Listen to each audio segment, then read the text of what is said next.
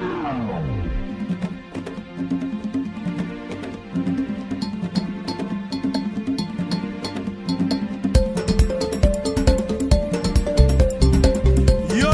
Okamataba Congolais en otage.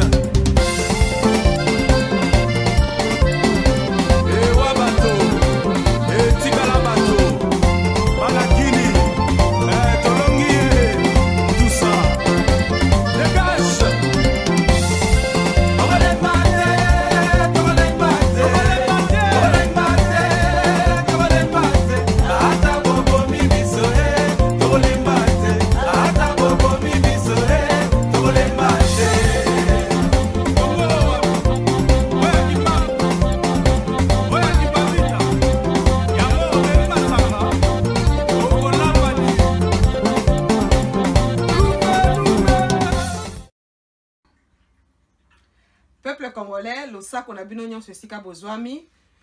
Mbote na bino sika nyon sur vidéo et kokuta bino. Bonjour, bonsoir. Ndenge na lobby selon que vidéo et kokuta bino.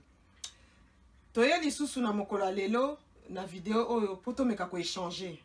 Pona ko meka ko sola na makambo za ko leka na mboka na biso. Le pays va très mal. Mboka ezo kende mabe makasi nde balbana lingala. Mboka ezo kende penza mabe. Bino moko bomoni ba consultation outi koleka eloko yango eboti ya malonga te. Mais toko sala récapitulatif toko banda na libandeli. Na ko banda na partie kaka ya hold up électoral. Biso nyonso to mona ba élection ndenge lekaki. Biso nyonso to yokaki ba grand observateur ba résultat bango ba pesaka nanya ganyaka. Mais ba ini ya mboka na biso ba bendaki moko na kati na biso ndeko na biso ba kei na ye pembeni ba signer na ye deal na bokutu oyo babanda ko diriger na mboka. Hold up électoral wana eza immoralité au sommet de l'état. Tricherie eza immoralité. Yo tricher okomaki wana na mutu ya mboka par tricherie siko okom ko benga bandeko na yo lobite baya ko sunga ngai. Boyebi bandeko na nga ba congolais. Tant qu'on a l'impérium na maboko te, moyen o assurer sécurité pe à peuple ezate. Likambo ya deal eza ko coûter cher na peuple congolais. Baza ko continuer ko massacrer biso, baza ko continuer ko boma biso, baza ko continuer ko yiba kita na biso. Parce que moko na kati na biso akende ko signer deal na bokutu. Félix aza ko laksa biso relation na ye na Kagame ndenge eza bien na miso bato. Ndenge eza bien baza ko yoka na bien ye na Paul Kagame. Ko kende ko gunza melaka ye kuna, ko kenda ka Rwanda, ko salaka ba rapport kuna. Nyonso wana c'est bien beau na miso bato. Mais ndenge solo Kagame na no lâchete. Projet na ye wana ya mabe wana ya ko balkanize mboka na biso elongwa na makanisa Kagame te. Yango wana za ko koni ko tindaka ba soda na ye pona ko massacrer population na biso. Botu na bandeko na biso baza na Kivu. Mais lelo on a ko yebisa bino peuple congolais ba o ba ve na Kinshasa. Esika bovandi wana pe boza na danger.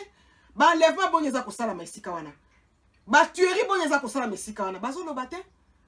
Popo mona ke likambo biso to belela occupation likambo mais sonorengo banda belela ka depuis 2001 ke mboka ya biso za occupé yango ba résultat na bango et comme komonana ba résultat comme komonana occupation de yango wana ba ko bomana est kuna RTNC chaîne nationale écolobelo côté ba ko yiba kita kuna RTNC chaîne nationale écolobelo côté bande kuna ngai to fongola misu eloko nini peuple congolais olingi ba sala onan ba sali ote potelema.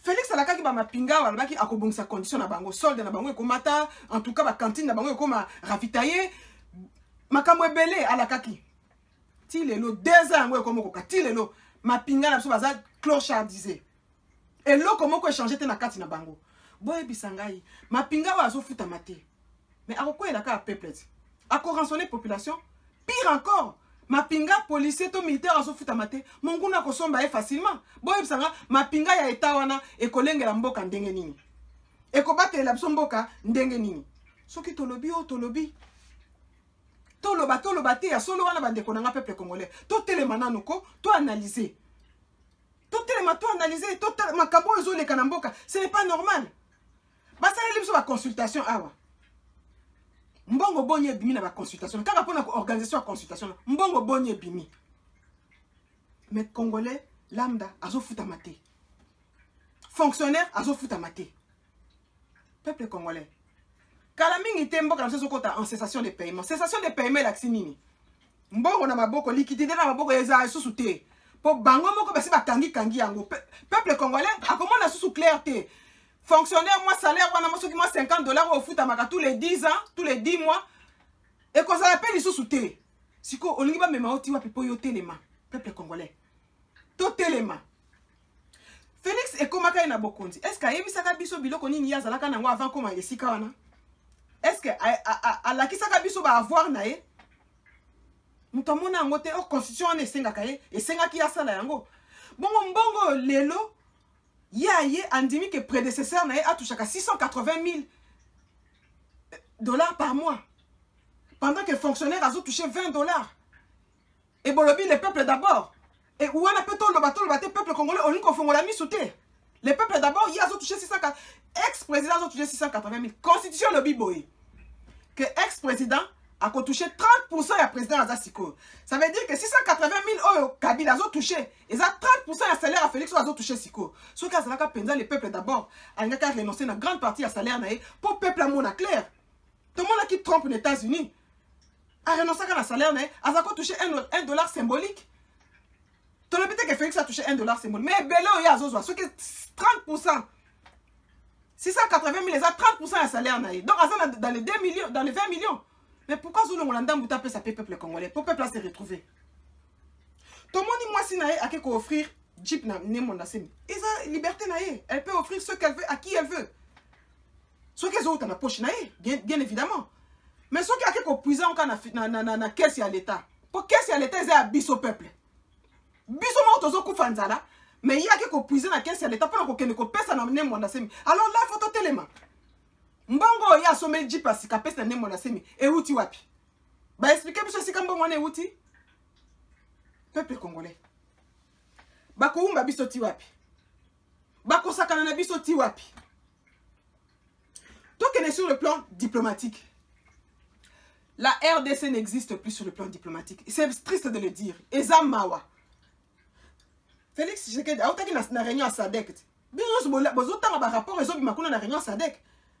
Yo président ya mboka ya Congo baninga na o SADC ezali lisanga ya Afrique ya ngele ya ba continuer sur Afrique ya ngele nde sika Félix akendaki akomi kuna comme d'habitude akeko pleurnicher basunga ye pona epana ye ça ne va pas dilo ya kende ko signer na bokutu et kanga bien na kingo ba okuna ba yesi babitala SADC eza gendarme te ya région biso ana SADC tokomi ko bundane pona région est la stable yo toyebi ndenge nyokoma kuna biso tete tozoloba ba kondi ya SADC ba kondi na ba ninga ne ba collègue ne ba président baza kuna je vais citer le président namibien plus précisément pour le citer pour ne pas le citer yende mtasi Félix abi toyebi biso so ndenge okoma kikuna siko dili o yo signaki en âme et conscience kende kuna kende ko respecter yango kozonga pa na biso te biso tozana te pona ko gérer ka ba crise ya politique ya mboka na bino surtout RDC peuple congolais. Président Félix Poso Eutai Koleka ayambaki 9 ambassadeurs. Nalobi bien 9 ambassadeurs. Oh batinda makina bamboka na bango. Peuple congolais kaka mi balé nde bavandaka officiellement na kata ya Congo na Kinshasa wana. 7 mususu bavanda ba pays zinga na biso. Mususu bavanda na Rwanda, mususu bavanda na Kenya, mususu bavanda na Uganda. Boyo ka bamboka ngona tangeli bino. C'est à partir de Bamboka ande bazako konzaka ambassade. Bamboka ngo wapi o ebundisaka biso. Uganda na Rwanda. Ce n'est un secret de polichinelle. Ba bunda pendant une semaine na Kisangani. Banani bakufa ba congolais. Biloko banani ebeba ya ba congolais. Nde sika ba ambassadeur wana bake ko fana banda ko bake ko élire ba domicile officiel na bango. Mais ba ambassade na bango za na Congo. C'est à partir de là qu'ils sont en train de diriger les ambassades.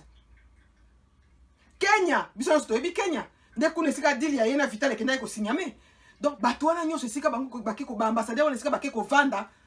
Bamboka wana, eza na bisote. Eza bamboka eza ko bundisa biso. Eza bamboka o eza pour balkanisation bamboka na biso. Pour na bamboka wana que le Congo reste faible, ça les avantage. Siko boye bisangai. Consultation à Sali. Et Botini. Consultation c'est cela depuis vendredi. Fala ka lobati. Donc comme il est l'homme colonine. 4 jours après, azo lobaka kate. Pour la nini, a comme kokende ko sola na bokutu, pour yena kabila ba bongisa. Mais dans tout ça peuple congolais. Ya wana mesonore ngban, tozonga na makambo mesonore ngban da aebsa kabino. alobi boyebisa ba politicien na bino ba bima na ba institution peuple congolais boko bomisa Félix bino moko boza ko senga ye a dissoudre parlement na pouvoir ni nyaza nango pouvoir ni Félix aza nango ya ko dissoudre parlement il n'a aucun pouvoir il n'a pas l'impérium mais ko dissoudre parlement seule condition pour parlement ne quoi ya bo senga ye bo senga pe ba politicien na bino baza ko benga soki ya opposition ba senga na ba député bon ba bima na ba institution et ko quoi ya yango moko soki penza balingi mboka soki penza balingi mboka basenga na batu na bango soki ye Félix aza na poste dissoudre asenga na batu na babima na ba institution et ko kweya yango moko mais sur Honoré Ngwanda esa kibiso lobi il y a 3 facteurs oyo ko caractériser conduite ya mboka bosolo vérité bosembo intégrité to justice patriotisme bota lesika bandeko na biso bazangi patriotisme ba préférer baliaka mbongo kuna na ba institution sika bavandi ba émolument batouchaka ba yebisi bango ba bimana na ba institution pour perdre un peu ba avantage juste pendant un temps ko perdre ba avantage wana bazwaka kuna baliki kotika ngo te ali ba ko bimani banda ba belele bino ba le peuple d'abord ba bimili bana ba biso tozo bundela mboka tozo bundela bino bo yebisi bango botika nanu ba émolument wana mboka ezokene mabe bango bavandi ka kuna na kati ba boyi kolongwa baza na patriotisme te muto aza na patriotisme te akoza na biso te mboka ezokende bazolinga babalkanze mboka bango bavandi kaka na bainstitution baoccupant bavandi na barwande kuna kati ya bainstitution wana bongo bala bana biso ke bango bazobundela mboka mboka oyo bango bazobundela mboka oyo wapi bango bazobundela bolingo eza te patriotisme eza te bosolo eza na bango te na munoko yo oyebi koganya na oba élection te moleki olobi bino botyaki nga boya kosoutenir ngai peuple congolais tofungola misoko eloko nini bolingi basala biso lisusu oyo nanu basali biso te koboma babomi koviole baviole na basi na mibali koyiba nkita basa koyiba mabele basi bazwi na minembwe eloko nini ezozela peuple congolais atelema naye kopesa pe conseil na bandeko na bajournaliste parce que tango monsieur Honoré Ngwanda belelaka lisolo ya soulèvement populaire etali kaka peuple te peuple civil te soulèvement populaire ekotisaka bato nyonso na mapinga na peuple civil na bajournaliste bino nyonso na kati botelemi mpona bolingo ya mboka na bapoliticien bino nyonso na kati botelemi mpona mboka na bolingo ya mboka na bino moi conseil avant nasilisa video nanga nazopesa na bandeko na biso bajournaliste qualité ya yo journaliste to qualité ya chaîne na yo eza kodépendre na bato oyo oza koyamba mpe makambo masolo eza koya kobetama na chaîne na yo yo journaliste okoko tika te ke mutu aye po bato baza kolanda yo il faut pas informer peuple il faut pas éduquer peuple moto aye na chaîne na yo abeti lokuta titi asilisi akei yo ozongisi na nzela te oza journaliste modèle nini ngai boye na ye na chaîne na yo nalobi non pour une raison X au capitale ya France eza nango Toulouse bato nyonso bayebi ke capitale ya France eza Paris yo nga na ye nalobi non na chaîne na yo bato baza kolanda nga nalobi capitale ya France eza Toulouse otiki nga mpe nakende ozongisi nga na nzela te yo oza wana rôle na yo ya liboso eza koinformer peuple na bosolo dire la vérité au peuple kokosa ye te nga na ye nalobi Toulouse otiki nga nakende mokosi peuple boni balandi ngai na lokuta wana alors bandeko na biso bajournaliste bozonga nao na nzela soki moto aleki na chaîne na yo araconte babétise zongisa ye na nzela c'est ça aussi votre rôle voilà un peu makambo na yangi na tosola lelo peuple congolais totelema mboka ezokende mabe soki tolandi kaka Chilombo tokozanga mboka lobi alors tolanda ye te totelema ingeta peuple congolais